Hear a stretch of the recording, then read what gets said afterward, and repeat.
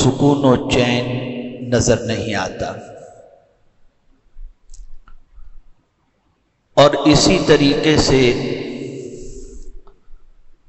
ہم دیکھ رہے ہیں کہ اس وقت ملکی حالات بھی کیا ہیں اور کس طریقے سے جنگ کے سلسلے میں حالات بن چکے ہیں، بن رہے ہیں۔ اللہ کرے کہ یہ سارا سلسلہ جلدی سے ختم ہو جائے اور کسی بڑی جنگ کے اندر یہ حالات تبدیل نہ ہوں۔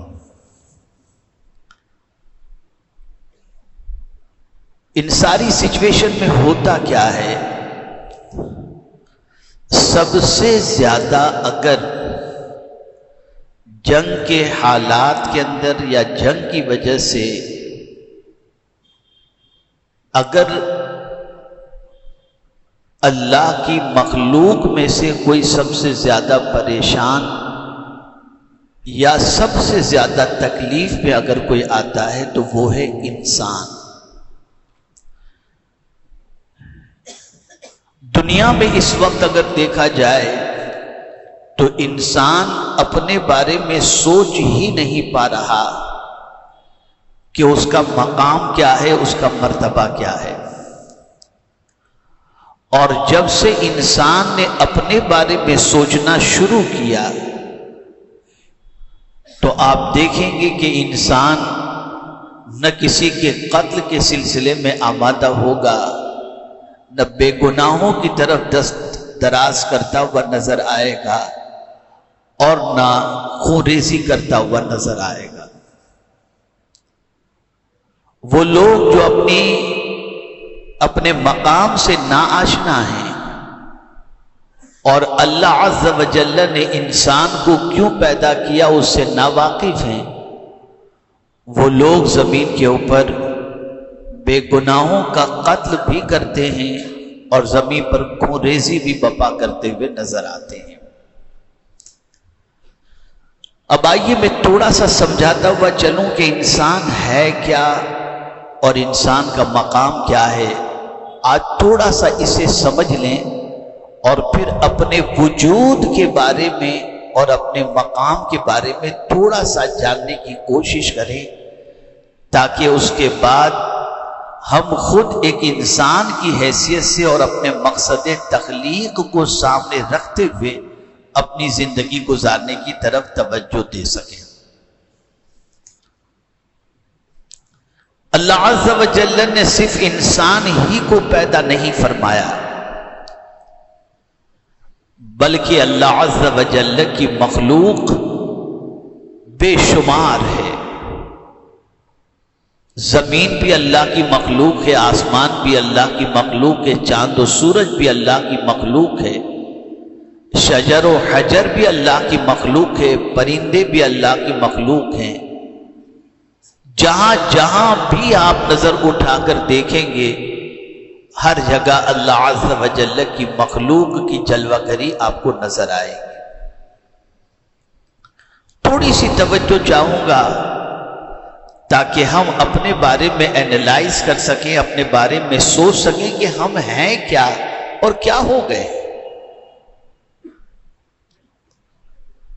اب آئیے میں آپ کو سمجھاؤں۔ قرآن مقدس میں اللہ عز و جل نے فرمایا اللہ خالق کل شیء، ہر چیز کا پیدا کرنے والا اللہ ہے۔ دنیا میں کوئی چیز ایسی نہیں جس کا خالق کوئی اور ہو، ہر چیز کا پیدا کرنے والا اللہ ہے۔ میرے پیارے آقا صلی اللہ علیہ وسلم کے پیارے دیوانوں، یہ ذرہ بھی جو ہمیں نظر آتا ہے اس کا بھی خالق اللہ ہے، یہ چونٹی بھی جو ہمیں نظر آتی ہے اس کا خالق بھی اللہ ہے، ہر چیز کا خالق اللہ ہے۔ اب ہم اللہ سے سوال پوچھتے ہیں کہ مولا سب چیزیں تو نے پیدا کی، میں یہ جاننا چاہتا ہوں میرے مولا کہ یہ ساری چیزیں کرتی کیا ہیں؟ جب ہر چیز کو تو نے ہی پیدا کیا تو یہ ہر چیز کرتی کیا ہے؟ چیز کرتی کیا ہے؟ تو جواب آتا ہے وَإِن مِّن شَيْءٍ إِلَّا يُسَبِّحُ بِحَمْدِهِ، ہر چیز اللہ کی تسبیح کرتی ہے اور اللہ کی حمد بجا لاتی ہے۔ کوئی چیز بھی ایسی نہیں ہے جو اللہ کی تسبیح نہ کرتی ہو، یہاں تک کہ ہم اپنے گھر کا دروازہ بند کرتے ہیں اور اس میں جو چرچراہٹ کی آواز آتی ہے، وہ چرچراہٹ کی آواز در حقیقت اللہ کی تسبیح ہے۔ ہر چیز اللہ کی تسبیح کرتی ہے۔ اور پھر جب ہم چیزوں کو دیکھتے ہیں تو ہماری عقل دنگ رہ جاتی ہے۔ صرف زمین ہی کو دیکھ لیجئے، کتنی عظیم چیز ہے۔ اگر یہ نہ ہو تو بیٹھے کہاں، یہ نہ ہو تو لیٹے کہاں، یہ نہ ہو تو چلے کہاں، یہ نہ ہو تو سوئے کہاں۔ تو قرآن کہتا ہے وَالْأَرْضَ فَرَشْنَاهَا فَنِعْمَ الْمَاهِدُونَ، اور ہم نے زمین کو تمہارے لیے بچھونا بنا دیا، کیا ہی اچھا بچھونا ہے۔ یہ قرآن کہہ رہا ہے۔ زمین ہی پر اللہ کا گھر بنتا ہے، زمین ہی پر اپنا بھی گھر بنتا ہے، زمین ہی پر بریج بنتا ہے، زمین ہی پر گاڑیاں چلتی ہیں، یہ زمین ہی ہے جس کے اوپر سب کچھ چل رہا ہے۔ تو زمین قیمتی بھی ہے اور زمین کا پیدا کرنے والا اللہ ہے، لیکن زمین انسان سے افضل نہیں۔ توجہ چاہوں، پہاڑ کو دیکھ لیجئے کتنا طاقتور ہے۔ آپ کو یہ بتا دوں، یہ زمین جو ٹھہری ہوئی ہے، اس زمین کو پکڑے رکھنے کے اندر یہ پہاڑ کا رول ہے۔ اللہ نے پہاڑوں کو اس لیے پیدا فرمایا کہ یہ زمین کو پکڑ کے رکھے۔ یہ پہاڑ زمین کو روکے ہوئے ہیں۔ تو پہاڑ دیکھ لیجئے آپ، تو دنیا کے اندر یہ پہاڑ جب ہم دیکھتے ہیں تو طاقتور کی حیثیت سے نظر آتا ہے، اور بہت سارے ایسے ہیں جو پہاڑ پر چڑھتے ہوئے نظر آتے ہیں، کبھی ہمالیہ پہاڑ، کبھی کہاں کبھی کہاں۔ آپ ذرا سوچو، لیکن جو اتنا طاقتور پہاڑ ہے وہ بھی اللہ کی مخلوق کے اندر ایک مخلوق تو ضرور ہے، لیکن انسان سے افضل نہیں۔ اتنا طاقتور ہونے کے بعد شیر کو دیکھ لیجئے، ہاتھی کو دیکھ لیجئے، آسمان کو دیکھ لیجئے، زمین کو دیکھ لیجئے، چاند کو دیکھ لیجئے، سورج کو دیکھ لیجئے کہ وہ نکلتا ہے تو ہمارے لیے روشنی ہوتی ہے، ڈوب جاتا ہے تو ہمارے لیے آرام ہوتا ہے۔ یہ ساری چیزیں ہم دیکھ رہے ہیں، اتنی قیمتی، اتنی پاورفل، جس کی کوئی انتہا نہیں۔ لیکن ان ساری چیزوں میں زندگی کے لیے ایک انسان جینا چاہتا ہے، تو جینے کے لیے اس کو جو سب سے زیادہ جس چیز کی ضرورت ہے وہ ہے پانی اور ہوا۔ کوئی چیز بھی ایسی نہیں جو پانی کے بغیر زندہ رہ سکے۔ اللہ نے فرمایا وَجَعَلْنَا مِنَ الْمَاءِ كُلَّ شَيْءٍ حَيٍّ أَفَلَا يُؤْمِنُونَ، ہم نے پانی کے اندر زندگی رکھی اور پانی کو زندگی کے لیے بنایا، کیا پھر بھی تم ایمان نہیں لاتے؟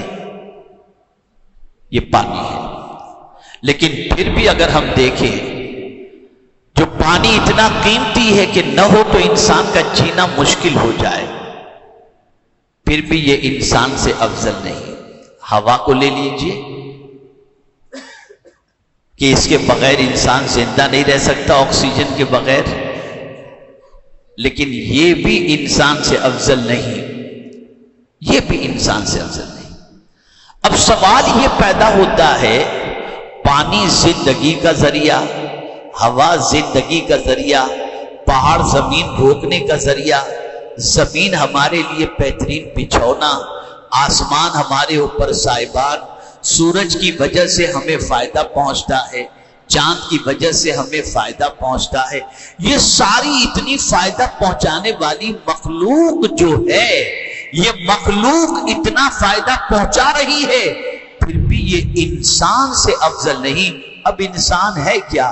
اتنا سا زیادہ سے زیادہ 6 فٹ کا ایک انسان، لیکن یہ انسان اتنا پاورفل کہ اللہ عز و جل فرماتا ہے کہ ساری مخلوق کے اندر اگر سب سے زیادہ عزت والی میرے نزدیک کوئی مخلوق ہو اور اشرف و اعلیٰ مخلوق ہو تو وہ مخلوق ہے انسان. انسان سے بہتر میں نے کسی کو پیدا نہیں کیا.